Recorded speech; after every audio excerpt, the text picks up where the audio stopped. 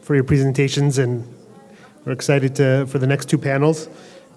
We have Darina Sarelska here to moderate this panel on ethics, what you can and can't do with AI. So Darina, whom I've been told most of you know already, so I won't go through her whole bio, but is currently the assistant professor in journalism and communications at the American University in Bulgaria.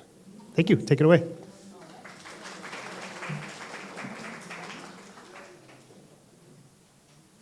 Okay, how many PhDs does it take to turn a microphone on? We'll test that in a minute. Hi everyone, welcome back. We are the lucky panel after the lunch break, gotta love it. It's the hardest job that we have, I believe, so please bear with us. We count on your support. I'm gonna try to make this hopefully interactive, so do prepare your questions. We are eager to hear from you. And it's time for the research panel because ChatGPT did catapult in all our lives rather abruptly about the same time last year. But it was years of work and millions of dollars of research and the effort of beautiful minds like the ones sitting to my left that brought us to where we are. With that, I want to introduce the panelists. Next to me is Dr. Laurence Dierickx. She's a researcher at the University of Bergen and a journalism professor of the University of Brussels. She's a former journalist, I was told last night at dinner, so we can talk about that transition. And her focus is on data journalism and teaching fact-checking and using the technology to that end. Next to her is Dr. Nikola Konstantinov. He's a researcher at INSAIT, Sofia. And you know, INSAIT is this brand new, one-of-a-kind research hub that was just recently established. They work in close collaboration with the biggest university and the biggest tech companies. I'm talking Google, Amazon. And they're doing, some brilliant, groundbreaking work on artificial intelligence, computer sciences, technology. So Nikola is leading the machine learning team. So he had warned me that he's the mathematical brain in the panel. But I think he's the right person for this discussion because we do want to look under the hood and see what you guys have been doing to get us so passionate and yet concerned about this technology. And then last but certainly not least, Dr. Maya Koleva. She's a director of research and insights at Commetric, a leading UK-based media analytics company. And Maya is a media researcher with a background in journalism, so we have that in common.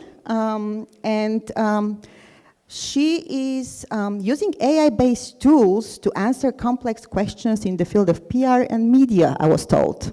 So I'm curious to know more about that.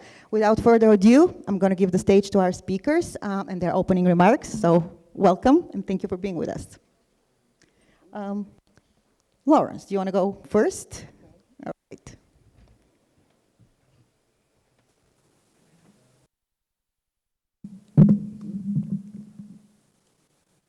Hi everyone. So I don't have any slides, but a statement. It's about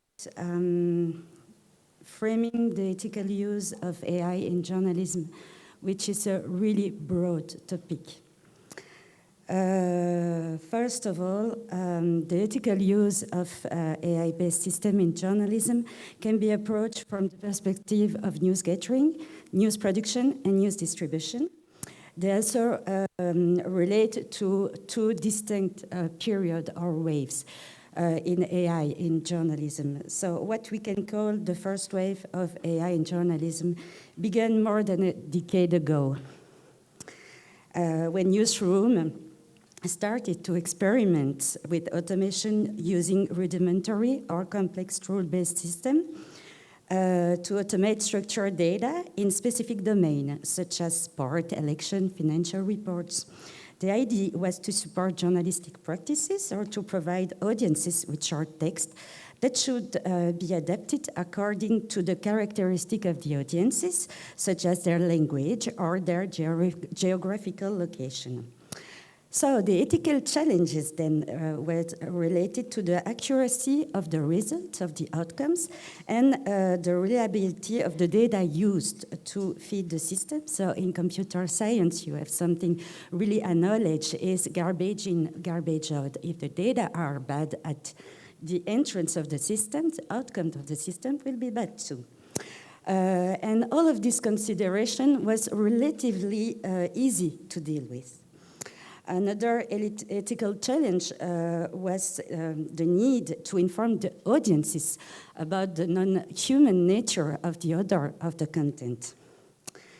The use of AI technologies in news production did not only concern content generation, but ethical debates in mostly the other kinds of applications, such as supporting investigative journalism.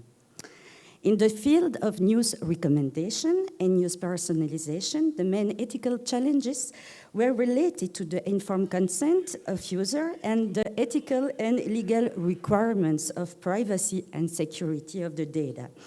They were also concerned about the danger of creating filter bubbles or echo chambers, why the polarization of public debates have never been so worrying. So then we are coming to the second wave since the rise of ChatGPT. So it is estimated that nowadays that at least 50% of the newsroom in the world are using now generative AI in the workflows. So ChatGPT is a system in itself that cannot be considered fully ethical. Why? Because it uses copyrighted data without attribution or compensation, the use of biased data coming from, for instance, from political, religious websites, data trained by low-paid workers, especially in Africa. And there are also ethical issues related to the environmental cost of training such complex systems, coupled with the environmental cost of using these systems, because digital pollution is also a reality, and particularly worrying at this time of climate change. So large language models such as ChatGPT are also known to generate this so-called artificial hallucination. So you heard about it this morning. It refers to the generation of information or realistic experience that do not match any real-world input. As such, they risk reinforcing existing biases or spreading misinformation, whereas trustworthy news requires accurate and reliable information. So at the University of Bergen, we were interested to know how the self-regulation bodies and newsrooms in Europe frame this ethical use. So we analyzed 34 guidelines from 11 countries, and we found that the majority of these texts were published after the launching of ChatGPT, meaning that AI was not really at the center of the ethical preoccupation until then. We found that transparency was at the forefront of all of this ethical consideration, and also audiences should be informed about using AI-based systems in journalism. Transparency is critical to maintaining the accuracy, reliability, and fairness of AI systems, which are the levers for accountability and trust. Therefore, all decisions should remain under human control and responsibility, meaning this technology must be considered part of the editorial processes. However, opening the black box of journalism, or AI-driven journalism, we can say, is insufficient because transparency does not equal explainability.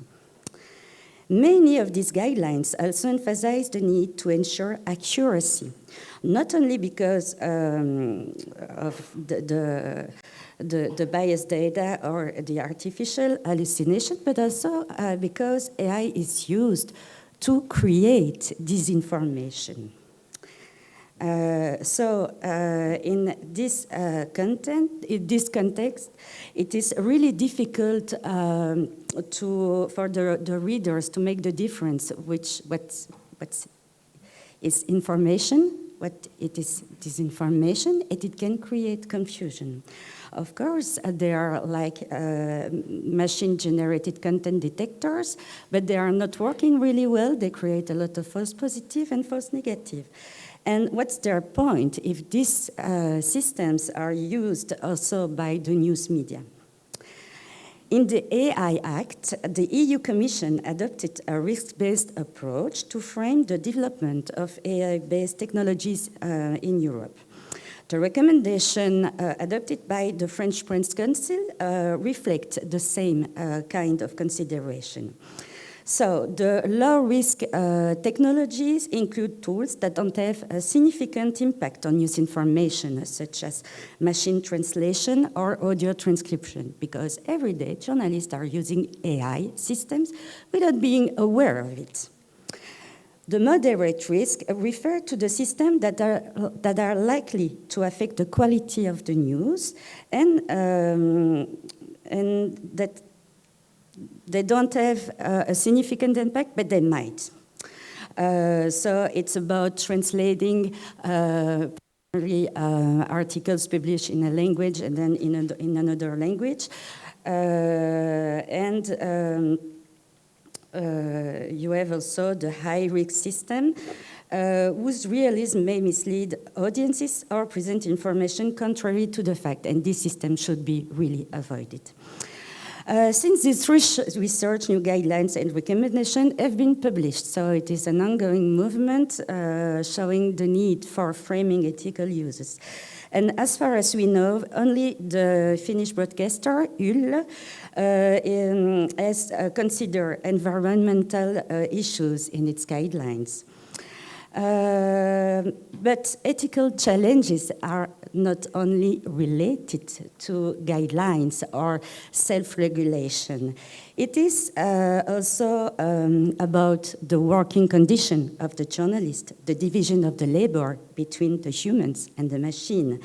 It is about the need to think about the deskilling and upskilling phenomenon and the need for continuous training within newsroom. It is also about the increasing workload and finally the question of augmenting, transforming or replacing journalism.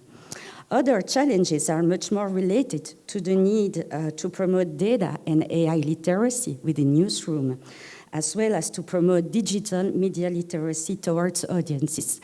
So that's a really broad picture with a lot of challenges, and we can discuss it further then during the debates. Thank you.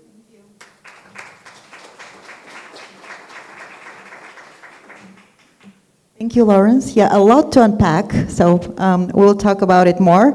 Now it's Dr. Konstantinov's turn, I believe.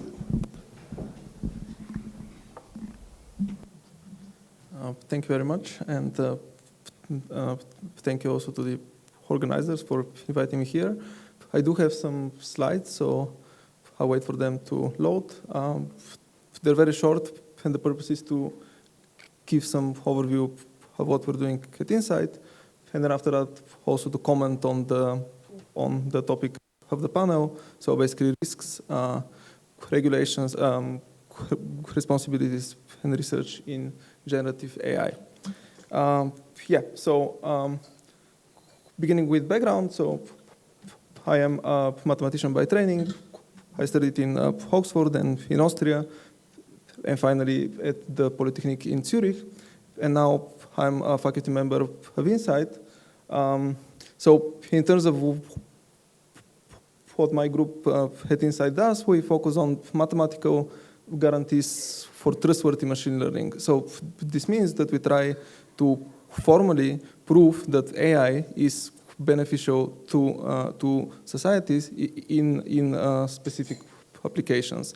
And we do this through analyzing the algorithms themselves and mathematically certifying their performance. So a sample of topics, oopsie. Oh yeah, there is a... I was going to make the headlines. Just a little bit. Yeah, so some examples of topics that we work on is collaborative machine learning. So we are aiming to make machine learning accessible to everyone and to incentivize data sharing and collaborative learning of AI models. And we also work on aspects like fairness and privacy of machine learning models, robustness, interpretability, and similar desirable properties. And in terms of tools, this is mathematics, so we focus on statistical learning theory, optimization, game theory. So these are all formal frameworks for helping us to understand complex systems. And about INSAIT, it's a new research institute that was founded as part of the University of Sofia in collaboration with the polytechnics in Zurich and Lausanne. And as was already mentioned, we are supported by companies like Google, Amazon, SiteGround, and we focus on fundamental mathematical research and in computer science.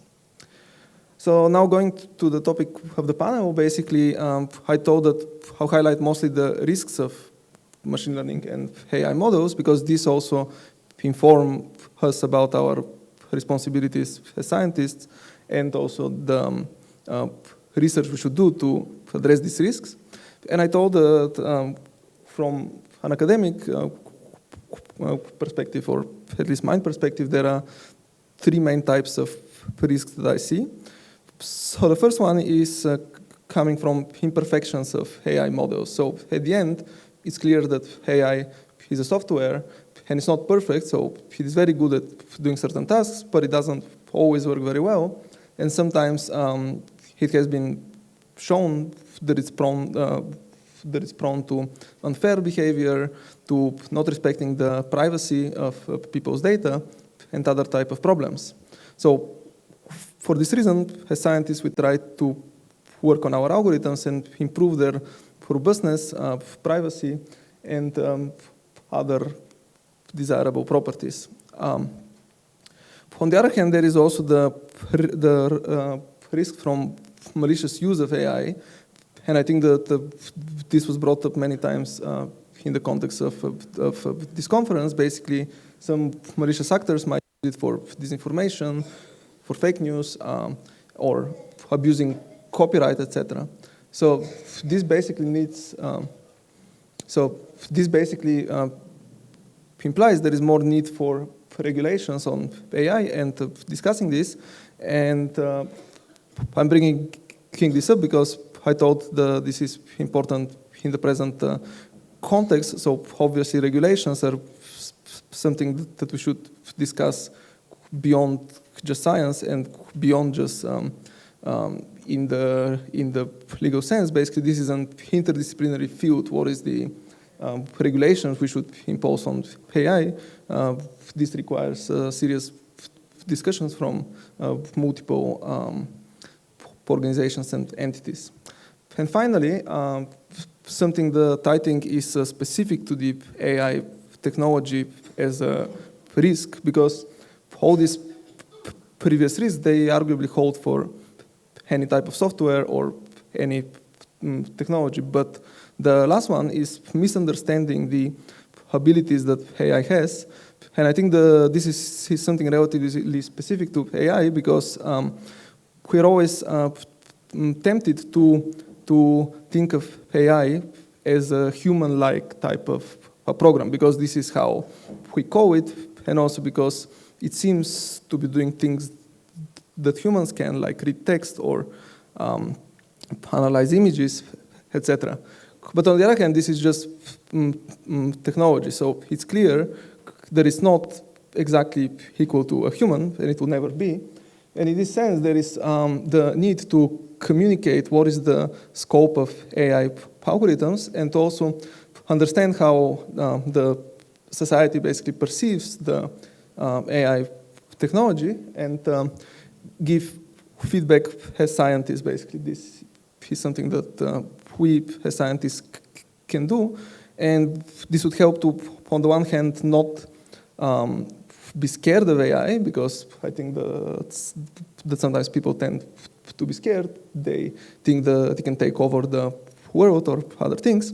And on the other hand, it can help us to also understand that it will never be perfect, so we cannot just let it to choose for us and control our lives, but instead we should use it just together with humans as a tool, basically. We should use it as a tool to help us in our daily activities. And in the context of this conference, I think that the last point is particularly important, because this communication, it can happen exactly in collaboration with media and journalists. So thank you.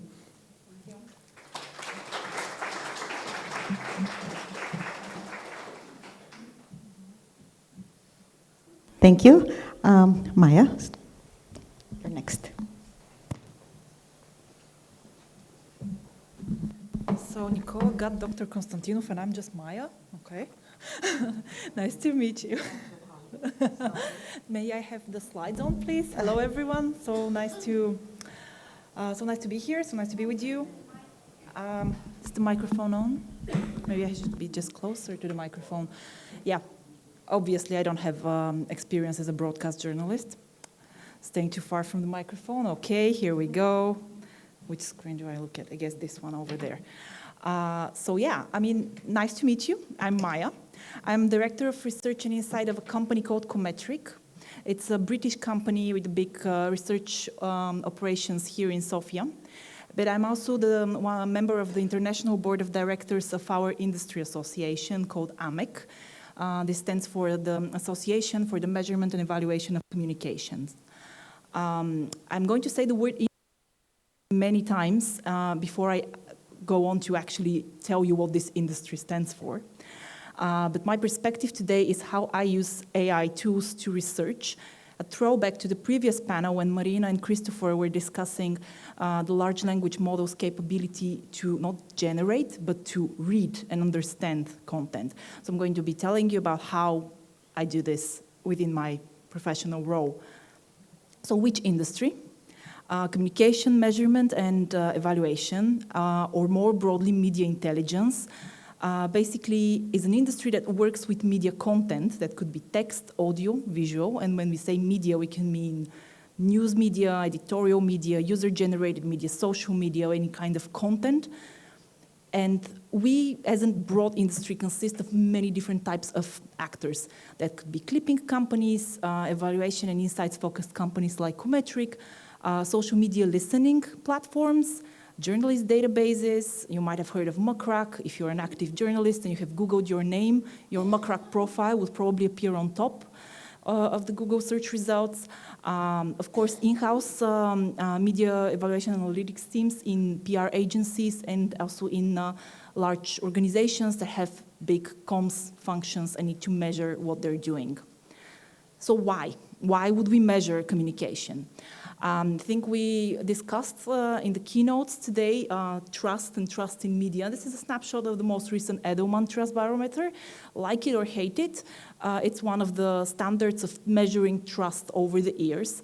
As you see, among the kind of the four main actors between business, NGOs, government, and media, business in the past years have been growing in trust perception compared to other important actors like government and media, arguably more important, but still business seems to be here at the top. So why? Because trust is a key component of reputation.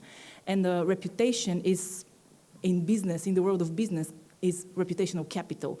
This and it's really, really important for brands, for corporates, to build up this reputational capital as an asset. And the major instrument for building and maintaining reputation, obviously, is communication. And this communication could be anything a stakeholder openly puts out there in terms of their active communication via their own channels, on their website, on their social platforms, but of course also what is written about them or what is reported on them in news media. So corporate communication, but also public communication more broadly, including any kind of organizational communication in a simplified process, would start from some goals and objectives that are being set, usually within the organization. Then it's the planning and strategy definition process. This is when the stakeholder, the communicator, would aim to understand the landscape, aim to find their strategy and the mix of tactics to engage in a public conversation and try to achieve whatever they aim to achieve. And this stage already needs research, it needs data.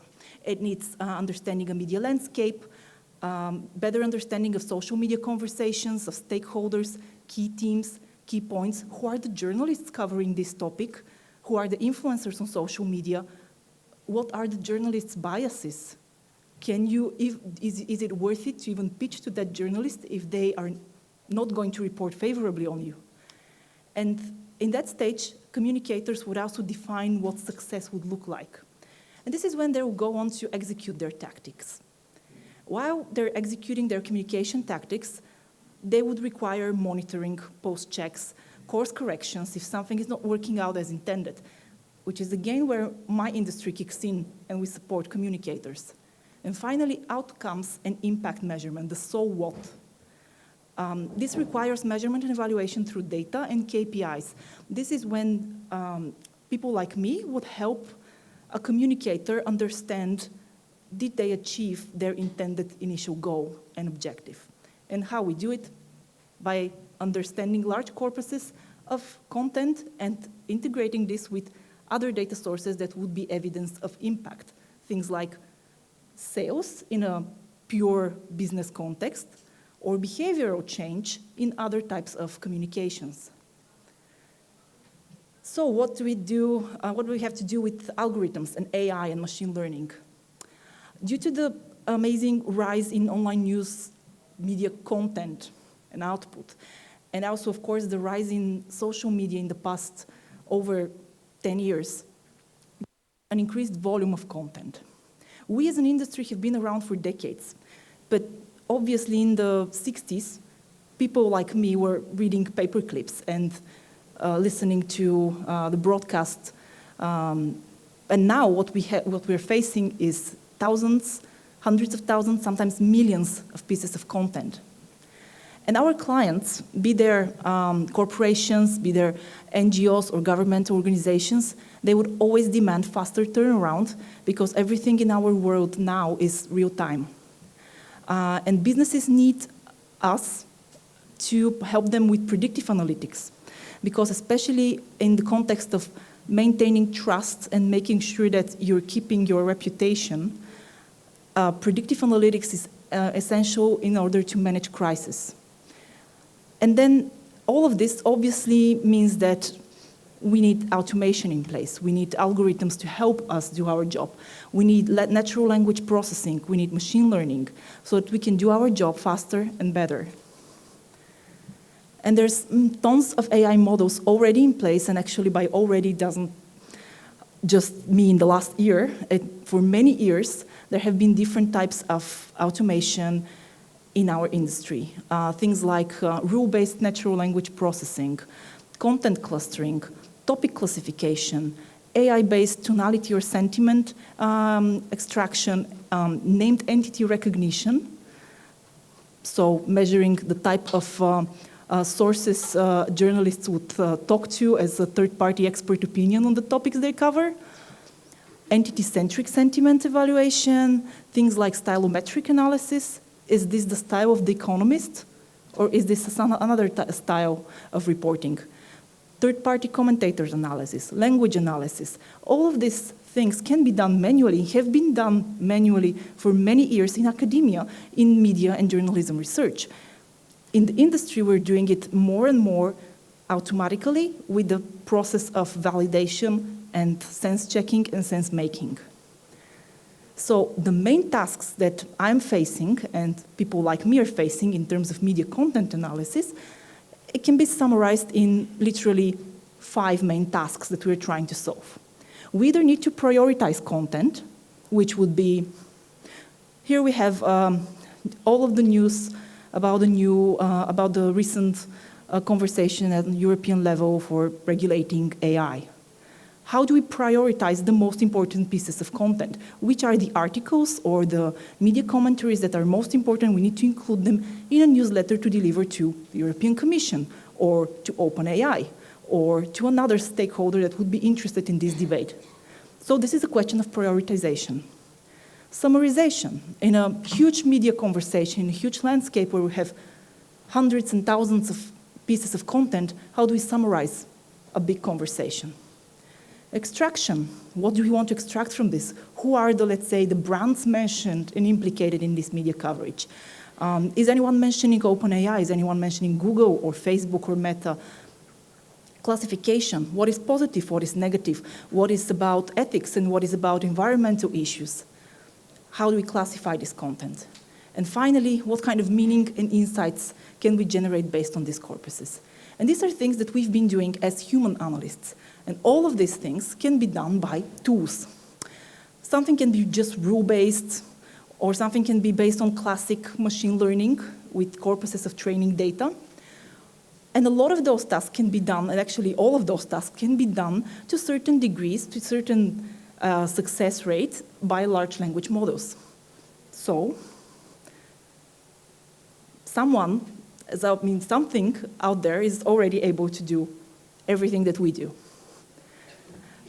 So this begs the question, how many junior analysts have I let go since last year? And when am I going to go out of job myself? I'm not too worried. So it's not still, despite of the amazing achievements in technologies and the great results that we are seeing from automation, from AI, from generative AI and large language models in particular, one of the most important things that we still definitely have a case for a lot of human involvement is models testing, output validation, and fine-tuning. This goes to the type of research that Nikola is doing with his team. How do we make sure that all of the data that we get from models is really valid? And this is something that we can get back to our clients with and say, okay, this is the ground truth. This is the result. And how do we ensure compliance? Copyright and licensing, privacy protection. Can I just upload to a third-party server a social media conversation, including the personal information of 20,000 users? No, I can't, and I shouldn't. And should I be able to, and should I be allowed to just put in a third-party platform content from publishers that have invested so much in their quality content and quality journalism, so that someone would then be able to use this content to train their models on? Again, it might not be a straightforward answer, but it does sound that it should not be done, right? And then ChatGPT is amazing, and prompting is now becoming a science, but knowing what I know from 14 years of working with clients, a model is hardly going to easily understand client needs and client briefs. And clients are not really eager to do multiple attempts at prompting. They want to give their brief once and be understood. So as consultants, as experts, we still have a very strong role to play, and big role to play. And even the most accurate AI models separately would not ensure a robust methodology and replicable results unless there is a framework in place that is monitored by experts who know how to measure. And finally, all of this data doesn't mean a lot if it's just a data dump onto clients. So it has to come with some degree of client consulting, which is where, again, still I'm unlikely to fire anyone from my team anytime soon. And I think with this I'm done, so I'll say thank you, and I'll go back to my comfy chair. Thank you, Dr. Koleva. All right, well, those are the scientists. They're putting all the big questions. So now my job, putting my journalistic hat back on, is to decipher those big questions and try to distill them into some small, hopefully practical questions. But before I do that, let me conduct an experiment in the room. How many of you, by show of hands, sitting here, have tried at least once in your line of work, whatever that may be, have used AI tool? Okay. How many of you have tried it once and never looked back and never repeated that experience? That's telling. How many of you, after trying it once, the AI tool that you have tried has become your go-to place or your regular tool or support that you use in your work? So how hooked are you is what I'm trying to establish. All right. What is this data telling us here? I see a rapid adoption for sure, but where are we in the curve of adoption? How far are we in your estimation from the time where AI is just going to be like the electricity everywhere, part of our life? Yeah, well, I guess that somehow this data shows that machine learning and AI are very useful. They can help us a lot with what we do, but we cannot just use them with full trust. Basically, they are not as trustworthy as needed to just leave them be and do our job. And as I already mentioned, I guess this, and it was also mentioned by Dr. Koleva, it will probably take a long time until this actually happens. In some sense, yeah, so I think that the results are not surprising from the survey. Basically, this is also my own experience. If I write some short text, then I often ask ChatGPT to write some example. And it's always good, but it's never perfect. So I always have to keep working after that on this text, or it misinterprets one of my ideas, let's say. So I cannot just use it autonomously, and I still need to obviously correct it. And for this reason, it's not my default way of doing these things. Laurence, want to add to that? So at least we all use AI every day. If you go on Google search engine, for instance, it is already AI. When you go on your social media, your favorite one, you will get some recommendation. It is driven by AI. So there are different kind of system or tools, and they can be used for a wide range of purposes. So obviously it is infuses our lives. The thing is, in some application, it might be a bit trickier to deal with the ethical aspects. Yeah, I want to talk about ethics more, but maybe. I think one of the main issues when we're discussing AI and uses of AI is that we're talking about the very broad term of AI, and AI applications are so many and so different, and some are very fit for purpose, others are more experimental. In every scenario, investing the time to get to know them, how they work, and test and make sure that you know what they are intended to do and not expect them to do things that are not optimized to do, is the path to adoption, to wider adoption in a healthy, meaningful way. Okay. Speaking of opportunities, and obviously, it's helping. It's, there's studies already telling us that efficiency is up, quality of work supported by AI is up, so it is helpful. But what are the things that we don't see? Because I bet in the early 2000s, a bunch of newspaper editors were sitting in a room saying that, no, the internet is not going to take our jobs away. So we in journalism, we are traumatized a little bit by new technology.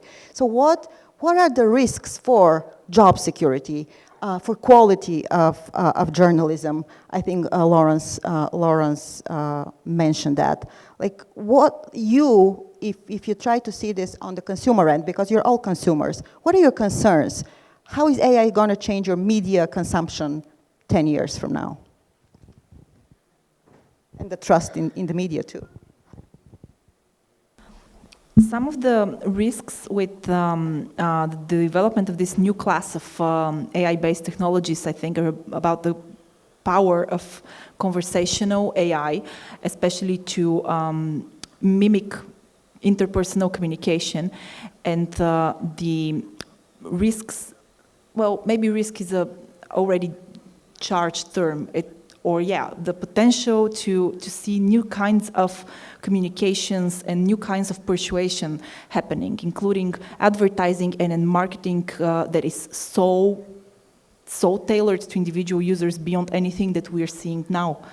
We're already seeing so much individually targeted advertising, but if you add on top of it a conversational layer and a chatbot that is going into interaction with you and persuading you to buy something or vote for something, this is the new level that is certainly going to develop, and if we're going to regulate it and how we're going to regulate it and how we're going to educate ourselves and other consumers on how to be reasonable is a whole separate debate, and certainly not being, we wouldn't be able to fit it in a panel on a conference. Yeah. Another big topic, regulation. Laurence touched on that a little bit. So yeah, can we regulate this thing? How can we make it better? And can we learn from the mistakes we've already made in regulating the social media platforms, for example? We kind of, the regulation there seemed to be late and maybe insufficient in some estimations. So can we do a better job in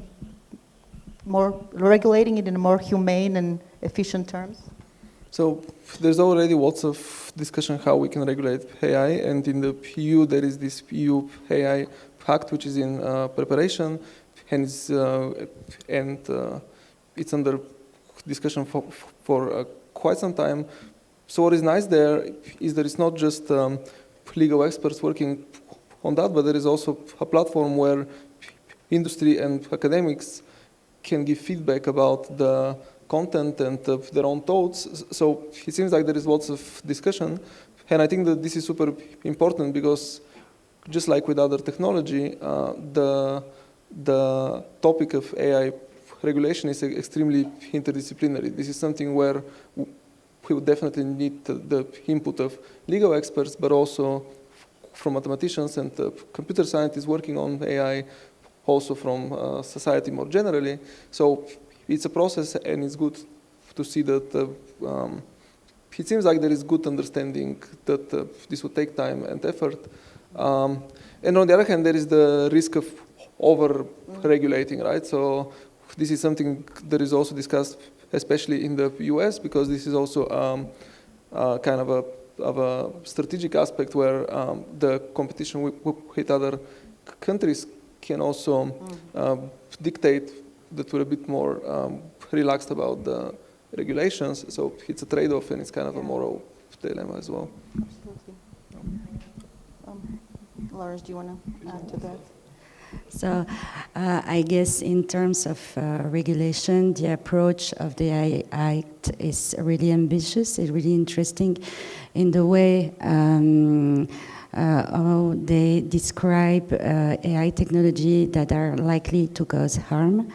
And that's really important. And we have already this kind of AI technology in disinformation. So it became more and more accessible for people to fabricate, to manipulate content, image, video, audio, and everything. Social media are also platforms where wars occur. So it's really worrying. And despite the DSA, for instance, and the code of practice signed between the EU Commission and some major actors, it is not enough. It is really not enough. Disinformation spread faster than the news. Once it is debunked, the disinformation doesn't stop to live. And there are also a huge responsibility from the platforms, such as X. So, for instance, Elon Musk withdrew from the code of practice, which is really worrying. And if you want to have a lot of disinformation on the war in Ukraine, on the war in Israel and Palestine, please go to X. You will find the best. Yeah, I'm gonna expand on what you just said, that the misinformation is always faster. The sensationalist clickbait headline is always going to reach more minds and fingertips. So can we get ahead of the game? I like, borrowing from the previous panel, this idea of pre-bunking, because we know that fact-checking, Laurence can probably confirm that, is not necessarily very effective, because how do you guarantee that people who have already been polluted by the misinformation are going to reach, the same people are going to be reached by the truth information. So can this pre-bunking thing work, just to be more innovative and use the technology as opposed to address a crisis rather than to use it to prevent a crisis? Nikola, I guess that's you looking under the hood of it. Do you think it can be used that way? I think that we can definitely use AI to somehow deal with this information as well. So somehow automatically detecting basically harmful content or for the spread of it. So this technology, machine learning, which is basically underpinning the AI revolution, it's exactly very good at scanning and extracting knowledge out of large databases. So it's very good at looking at this massive scale of online content and somehow extracting knowledge out of it and identifying some problems and issues. So yeah, in this sense. This is actually one of the use cases that is now quite popular in my industry, risk monitoring and predictive analytics. There are platforms and tools and services out there that aim to predict content that might go viral based on statistical data from previous content that has been viral. And if that content implicates concepts that can be, interpreted in conflicting ways, then different stakeholders with different opinions might be able to react. But that goes both ways, especially when we talk about partisan topics. For corporate stakeholders, for brands, it's a straightforward exercise. Is my brand mentioned in a harmful context? I need to react. But when we talk about things like wars, like a pandemic and a massive public health response, then any conversation about regulating a single source of truth is bound to be met with a backlash, because there would be someone and there would be stakeholders who say, hold on, there might be a different viewpoint.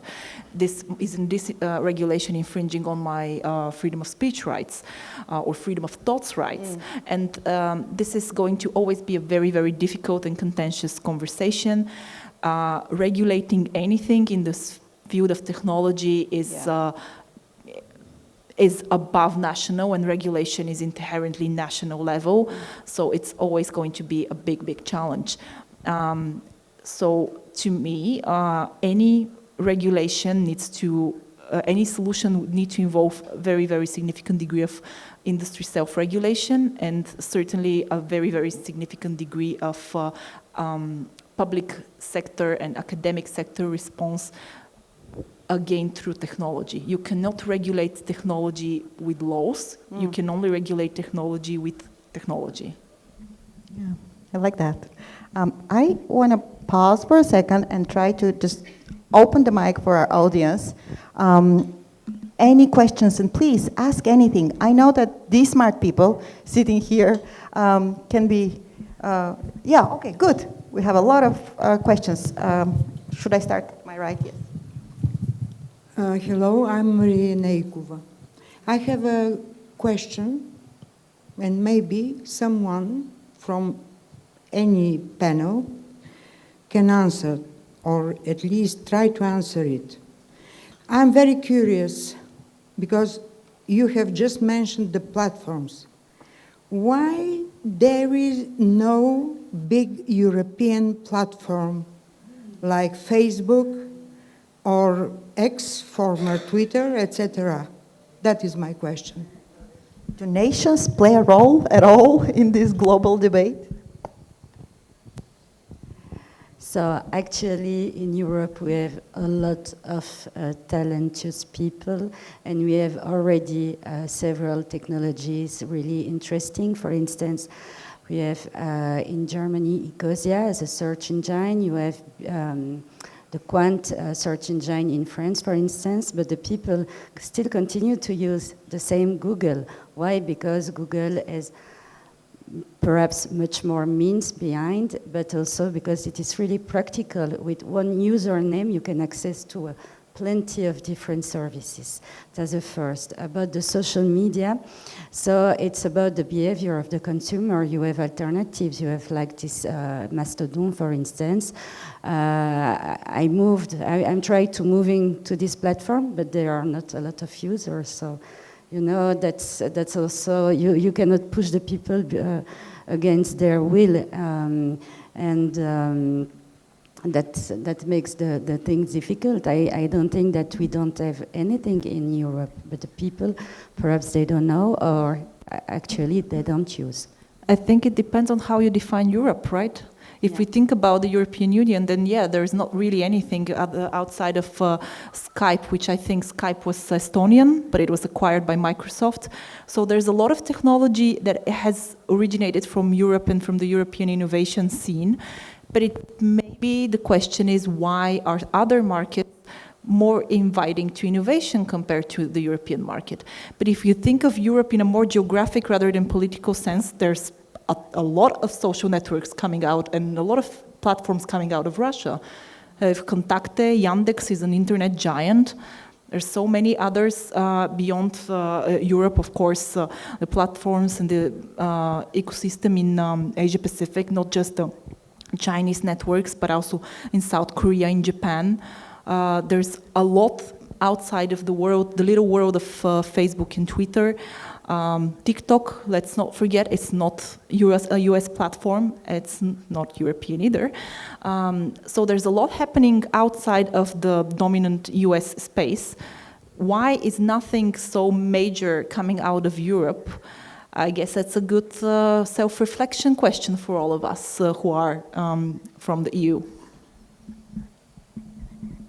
There was another question from the audience. Yes. Is it on? Yeah, thank you. My name is Zahar Yankov, and I'm a lawyer at BCNL, a human rights organization. I have two questions. The first one is, you mentioned that AI is a multidisciplinary kind of discipline.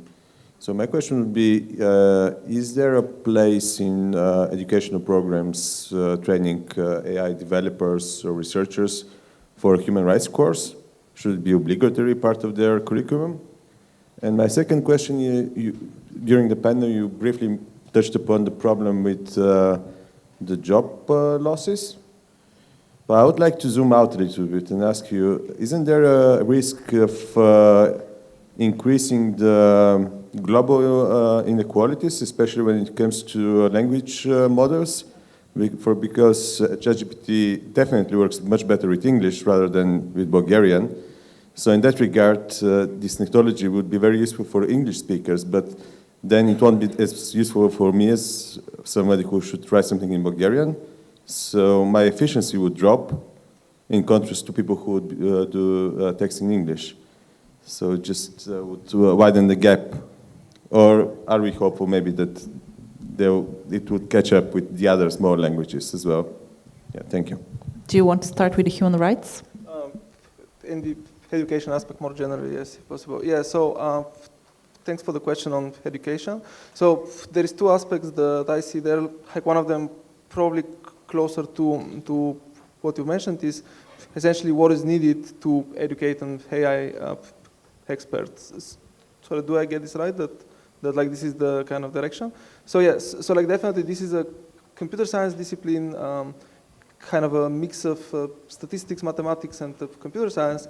But as AI is entering into the real world, there is increasing need that we understand better the risks and like legal aspects of AI. So I would definitely agree that in general, courses like master programs, let's say, in AI should probably have some legal component also, because this is increasingly important if you want to be an AI expert. On the other hand, there is also a second aspect, which is basically how do we prepare our educational system for the AI era. And in some sense, this is something that is discussed also from the perspective of modernizing the high school curriculum, etc. So it is definitely the case that we need more background. So we should be teaching more background in statistics and the fundamental aspects of learning from data. So this is key to the machine learning technologies that are fueling the AI revolution. And on the other hand, with the increasing adoption of AI, there is also an increased need for critical thinking, because there is like more and more of content that is generated from AI and from everywhere. So it's important that we prepare the young people for this kind of massive scale of information that is literally flooding them from everywhere. And so this also needs some consideration. Basically, how do we prepare people for dealing with AI generated data?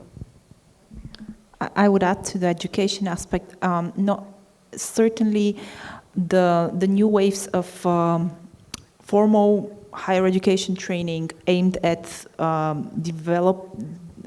developers of AI should not only include legal studies, basics, but also philosophy, especially that part of philosophy that deals with knowledge and how is knowledge and truth generated and defined.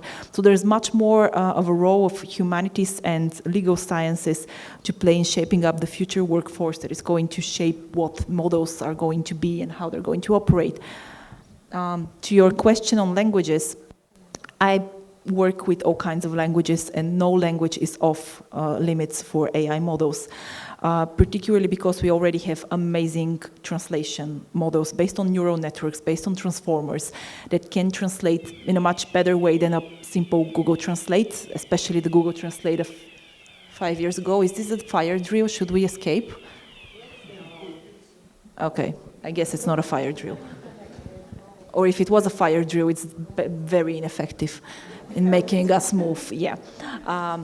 So yeah, if you talk about the capability of a model like ChatGPT to generate fluent and fluid content in Bulgarian, yeah, you're right. It would not do such a good job than in English. But my use case is the understanding and classifying of content, and it does an amazing job in any language I have tried, most recently with Suomi. I've never found something that can help me understand Suomi. Now I have it.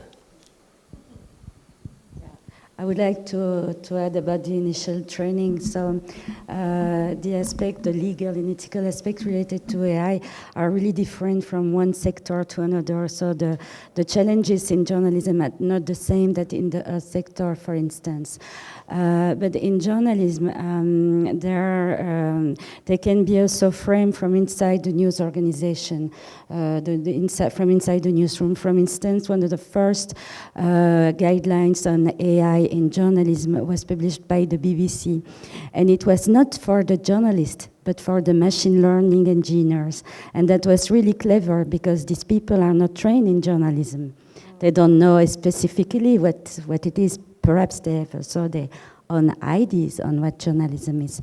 And it is, I think, a clever move, and it should be a bit more inspiring across the other newsrooms. Just for the aspect about the language models and different languages, etc., to add that an important aspect there is also what we will do with foundation models. Basically, these giant models that are trained on massive amounts of data, like billions of data points and trillions of parameters, etc. So models like that, basically ChatGPT or GPT rather, is one model like that.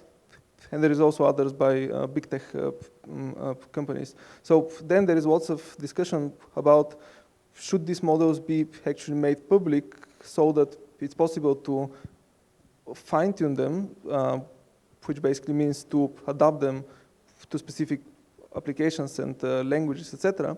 So this would ease this aspect of not having enough data and compute in some countries, but on the other hand, it has risks about dangerous applications that can be developed based on these giant models. So, but I think that it's certainly something that the regulators are considering as well.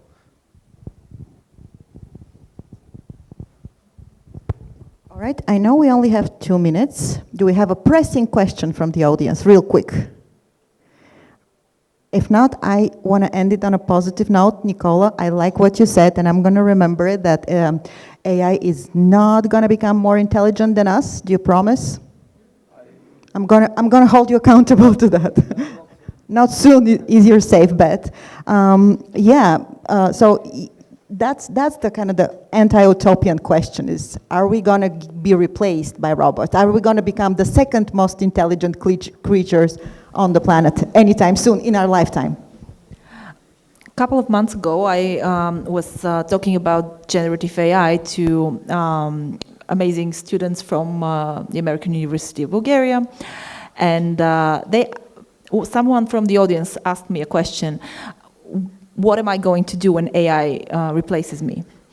And I still 6 months on with more and more experience in this, in applying AI to my work.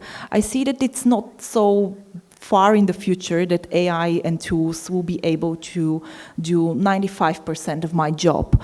But for the 5% remaining, I will be able to charge the same that I charge now for the 100%. I'm cool with that.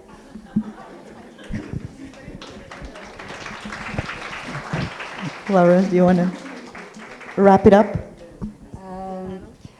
So about the replacement, the augmentation, and so on. So I think that we can have a lot of learnings from the previous industrial revolution, because it doesn't change a lot, at least since. What happens? So there are new jobs in journalism and AI. You have like AI editors and so on. So it creates new jobs and it requires new skills, obviously. You have this aspect related to the augmentation. So providing tools to journalists to make a better job, to deal with vast amount of data that would be humanly impossible to deal with without this technology. That's really important. But you have also the question of the replacement. And until now, the publishers, as always promised, never, we won't replace the journalists. But what happened? They replaced journalists in the US and in Germany, for instance.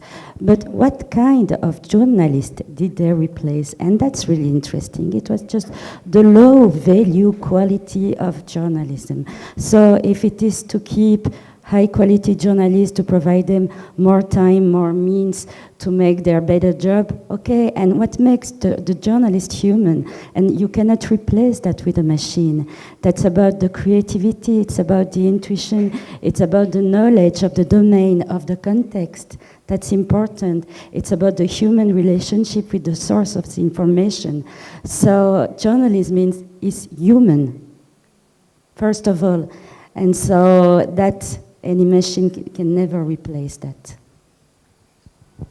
Nikola, final words, or you're nodding in agreement, so. Yeah, so I agree basically, like AI is not human, so it's a software that is built to help us, so we should look at how it can augment our abilities, how it can help us rather than how it would replace it. So at the end, it's not human, so I think that it should help us and like we shouldn't be afraid. Careful when saying he, because you're anthropomorphizing AI. They. It. Or they.